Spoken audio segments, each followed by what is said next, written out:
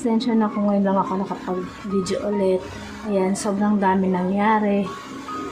Sobrang hirap ipaliwanag. At isa pa, nakakalungkot is wala na ako sa Ambo. So, hindi ko na may kukwento sa inyo yung mga nangyayari sa Ambo.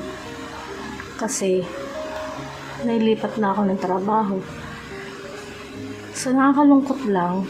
Nalulungkot ako sobra kasi alam mo yung feeling na nakakatulong ka kasi, di ba? Yung lahat nangyayari, nakikita mo sa loob ng Ambo. Andun yung may iyakan, yung, alam mo yung sobrang natataranta ka, yung ganun. Pero, masaya. Lalo kapag naihatid mo sila sa ospital, alam mo yung feeling na ang saya sa pakaramdam na may natutulungan ka. Ayun. Nakakalungkot lang kasi hindi ko na siya may kukwento sa inyo. Lahat ng nangyayari sa loob ng Ambo, hindi ko na may kukwento. Kasi nailipat na ako sa peace and order. So, panibagong yugto na naman ang trabaho. Pero gusto ko naman kasi yun. Gusto ko kasi lahat ng trabaho ma-experience ko. Pero, gusto ko talaga sa Ambo kaso, ang hirap lang ipaliwanag. Wala naman nagpaalis sa akin. Wala rin.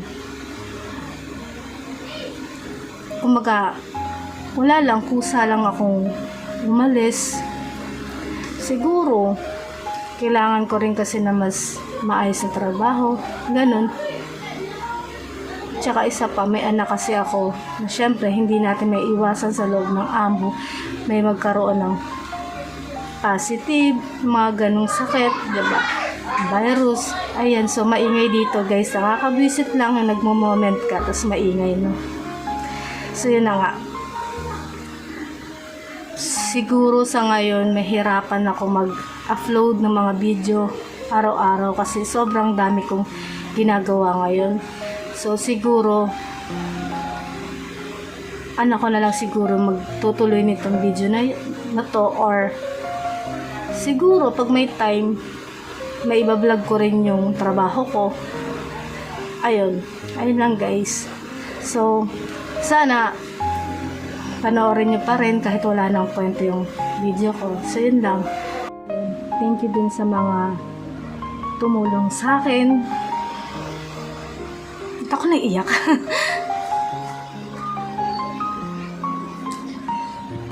Ayan, sa mga tumulong sa akin, maraming salamat. Syempre sa mga nakasama ko, yun. Dito ako naiiyak. Maraming salamat sa inyo, guys. Ayan. Sobrang, ano ba? Hindi ko ma-explain. Basta, thank you sa inyo sa lahat. Masasayang pagsasama natin. Lungkot, or kahit ano pa yan. Thank you sa inyo.